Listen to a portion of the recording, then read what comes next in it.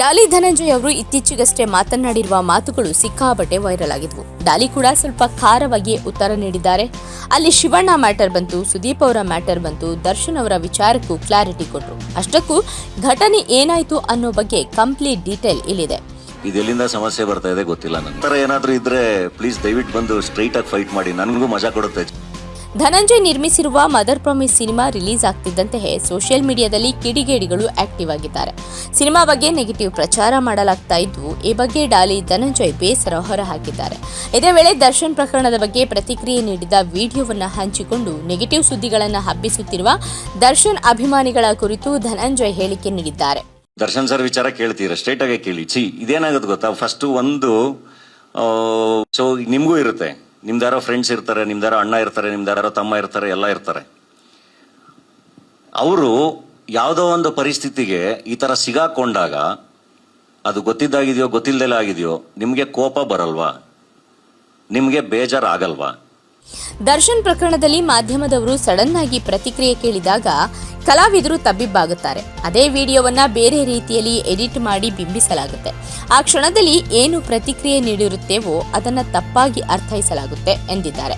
ಈ ಬಗ್ಗೆ ಸುದೀಪ್ ಹಾಗೂ ಶಿವಣ್ಣ ಕೂಡ ಬೇಸರ ವ್ಯಕ್ತಪಡಿಸಿದ್ರು ಅಂತ ಧನಂಜಯ್ ಅವರು ಈ ಸಂದರ್ಭದಲ್ಲಿ ಹೇಳಿದ್ದಾರೆ. ಸುದೀಪ್ ಸರ್ ಒಮ್ಮೆ ಹೇಳಿದ್ರು, ಒಬ್ಬ ಕಲಾವಿದನ ಹತ್ತಿರ ಹೋಗಿ ನಿಮಗೆ ಹೀಗೆಲ್ಲ ಆಯ್ತಲ್ಲ ಅಂತ ಕೇಳಿದ್ರೆ ಯಾವ ಕಲಾವಿದನು ಸಡನ್ ಆಗಿ ಉತ್ತರ ಕೊಡುವುದಕ್ಕೆ ಗೊತ್ತಾಗೋದಿಲ್ಲ. ಸುದೀಪ್ ಸರ್ ಕಡೆಯಿಂದ ಹಿಡಿದು ಶಿವಣ್ಣ ಸೇರಿದಂತೆ ಇಂಡಸ್ಟ್ರಿಯಲ್ಲಿ ಎಲ್ಲರೂ ಹೀಗೆ ಆಗ್ಬಾರ್ದಿತ್ತು ಅಂತ ಬೇಜಾರೆ ಮಾಡಿಕೊಂಡಿರೋದು. ಅದನ್ನು ಯಾರು ಸೆಲೆಬ್ರೇಟ್ ಮಾಡ್ತಾ ಇಲ್ಲ. ಹಾಗಂತ ಅಂತಹ ಸನ್ನಿವೇಶದಲ್ಲಿ ಯಾರು ಸಪೋರ್ಟ್ ಮಾಡುವುದಕ್ಕೆ ಆಗೋದಿಲ್ಲ.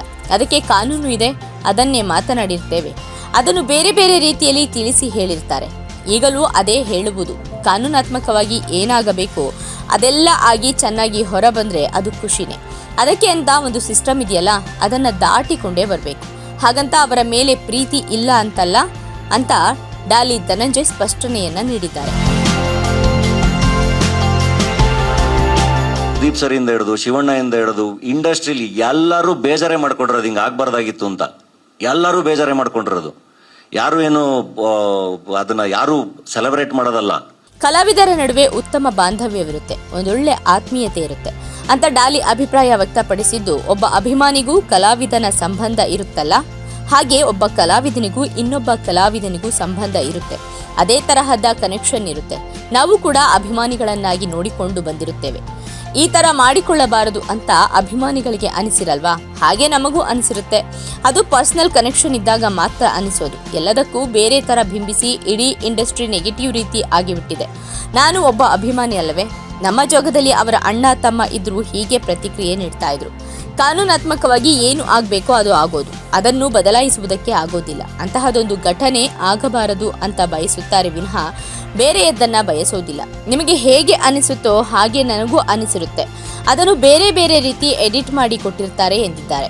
ಇನ್ನು ಚಿತ್ರರಂಗದಲ್ಲಿ ಗ್ಯಾಂಗ್ ಕಟ್ಟಿಕೊಂಡು ಧನಂಜಯ್ ಅವರನ್ನ ತುಳಿಯುವ ಪ್ರಯತ್ನ ನಡೀತಾ ಇದೆ ಅನ್ನೋ ಮಾತಿಗೆ ಖಡಕ್ ಉತ್ತರ ಕೊಟ್ಟಿರುವ ಧನಂಜಯ್, ಹಿಂದಿನಿಂದ ಪಿತೂರಿ ಮಾಡುವವರಿಗೆ ಸ್ಟ್ರೈಟ್ ಆಗಿ ಫೈಟ್ ಮಾಡಿ ಎತ್ತಿದ್ದಾರೆ.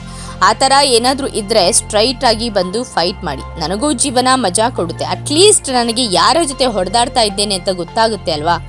ಇಲ್ಲ ಅಂದ್ರೆ ನಿಮಗೂ ಮಜಾ ಕೊಡಲ್ಲ, ನನಗೂ ಮಜಾ ಕೊಡಲ್ಲ. ಬಚ್ಚಿಟ್ಟುಕೊಂಡು ಆಟ ಆಡುವುದರಲ್ಲಿ ಏನಿದೆ ಅಂತ ಡಾಲಿ ಧನಂಜಯ್ ಪ್ರಶ್ನೆ ಮಾಡಿದ್ದಾರೆ. ಒಟ್ಟಾರೆ ಬಗ್ಗೆ ಸೋಷಿಯಲ್ ಮೀಡಿಯಾದಲ್ಲಿ ಸೌಂಡ್ ಆಗ್ತಾ ಇದೆ. ಮಾಡೋದ್ರಿಂದ ಏನಾಗುತ್ತೆ?